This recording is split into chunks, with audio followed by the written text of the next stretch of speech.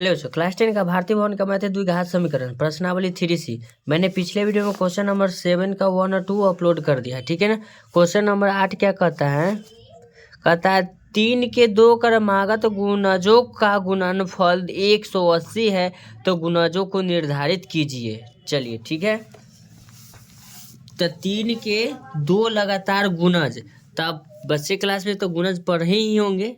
चलिए question number 8 हो गया 3 के गुणज, तो लिखेंगे 3 के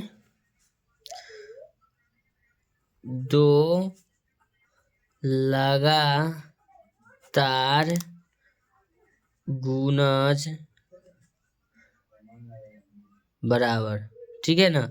तो पहला गुणज x मान लेते हैं, तो दूसरा गुणज क्या हो जाएगा? x plus 3। गुणज का मतलब देखिए, गुणा करके भी होता है लेकिन जोड़ के भी यहाँ समीकरण बनाना है, इसलिए हम बताते हैं। जैसे कि 3 दूना 6, 3 तिहाई 9, 3 चौक 12। 3 का क्या है? गुणज। गुणज मीन्स होता है पहाड़ा, तो इसका मतलब 3 हुआ। 3 में हम 3 जोड़ेंगे तो क्या होगा? 6। फिर 6 में 3 जोड़ेंगे तो क्या होगा? 9। फिर 9 में 3 जोड़ेंगे तो क्या होगा? 12। तो पहला गुणज हम x मानेंगे, तो दूसरा गुणज x प्लस 3 होगा। फिर अगला हो जाएगा x प्लस 3 प्लस 3। फिर अगला होगा x प्लस 3 प्लस 3 प्लस 3, ठीक है ना। तो 2 ही को बोला है तो हम 2 को लेंगे, तो लिखेंगे प्रश्न से लिखेंगे यानी गुणज यानी कि गुणनफल। तो दोनों का जो गुणनफल हमको दिया हुआ है x इंटू एक्स प्लस 3 का गुणनफल 180 दिया हुआ है, तो एक्स स्क्वायर प्लस हो जाएगा आपका 3x बराबर 180। तो लिखेंगे एक्स स्क्वायर प्लस 3x बराबर कितना लाएंगे? माइनस 180 बराबर 0 हो जाएगा ना। चलिए अब 180 को ऐसा तोड़ना है कि जोड़ घटा के हमको कितना आना चाहिए? +3, और गुना करने पर 180। तो एक्स स्क्वायर प्लस में हम लिखते हैं 15x, अब 15 में से हम 12 को घटाएंगे तो 3x हो जाएगा। 15 गुना 12 हो जाएगा 180, या माइनस गुना प्लस माइनस 180। 180 गुना x यानी 180 एक्स स्क्वायर। गुणनखंड आप लोग अच्छी तरह से जानते होंगे, 6, 7, 8 तक सब में आ रहा है गुणनखंड। 9th में भी भरपूर है गुणनखंड। इसमें x कॉमन लेंगे तो x प्लस क्या बचेगा? 15। इसमें तो सबसे पहले माइनस लेंगे, क्या ले लेंगे? 12।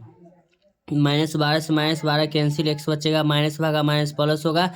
अब 15 बार में तो 180 कट जाएगा, बराबर क्या लिखेंगे? 0। x माइनस एगो हो जाएगा आपका 12, एगो हो जाएगा x प्लस 15। दोनों में से कोई एक हमको ले लेना है, ठीक है। बराबर 0 लिखेंगे, तो x माइनस 12 बराबर 0 लिखेंगे, तो x बराबर आपका हो जाएगा 12, ठीक है। फिर लिखेंगे x प्लस 15 बराबर 0 लिखेंगे, तो x बराबर आपका हो जाएगा -15। क्या हो जाएगा? -15 हो जाएगा। तो जब भी किसी भी चीज़ का मान लिखते हैं तो प्लस में लिखते हैं, ठीक है ना। तो लिखेंगे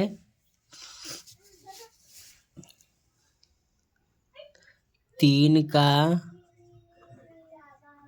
पहला गुणज बराबर x था बराबर 12, दूसरा गुणज x प्लस 3 था यानी कि 12 प्लस 3 बराबर 15, ठीक है। हो गया ना। चलिए अब क्वेश्चन नंबर 9 देखते हैं, इसका क्या है।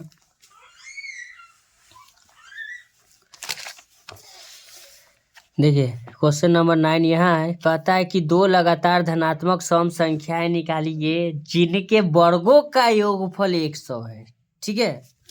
चलिए तो लिखेंगे क्वेश्चन नंबर 9, माना कि पहली धनात्मक सम संख्या बराबर x, दूसरी धनात्मक सम संख्या बराबर x प्लस 2। तो सम संख्या का अंतर 2 होता है, ठीक है, 2 का गैप होता है। तब कहता है प्रश्न से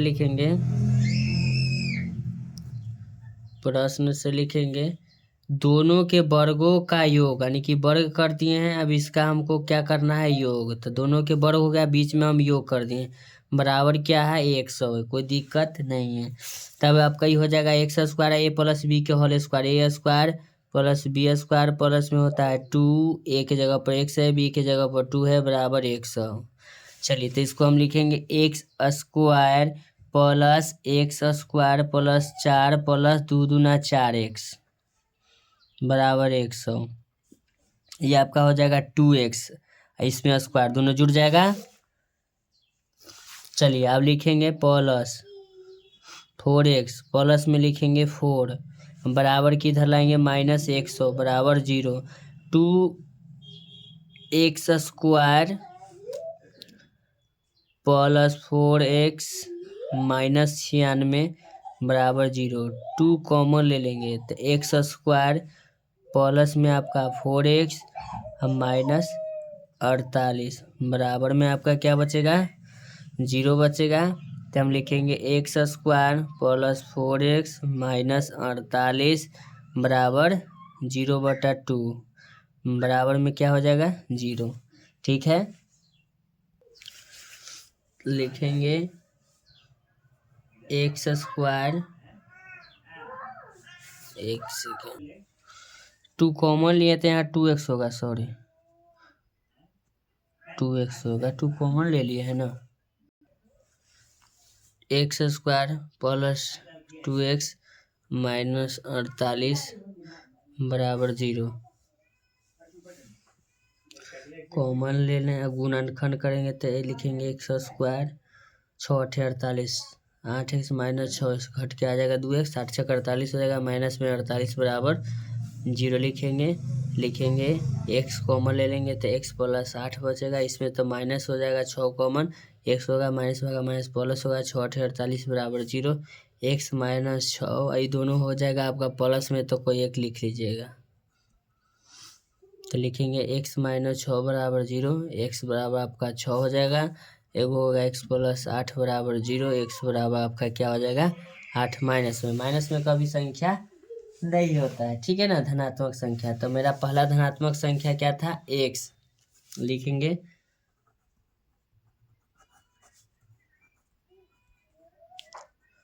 पहली धनात्मक संख्या बराबर x बराबर 6, दूसरा था x प्लस 2 यानी कि 6 प्लस 2 बराबर 8, पहला 6 दूसरा 8, तो 6 के स्क्वायर 36, 8 के स्क्वायर 64, 36 और 64 100 हो जाएगा ना। तो ऐसा है वीडियो का कंटेंट पाने के लिए अपने चैनल को लाइक करें, सब्सक्राइब कर सकते हैं। थैंक यू सो मच, मिलते हैं नेक्स्ट वीडियो में।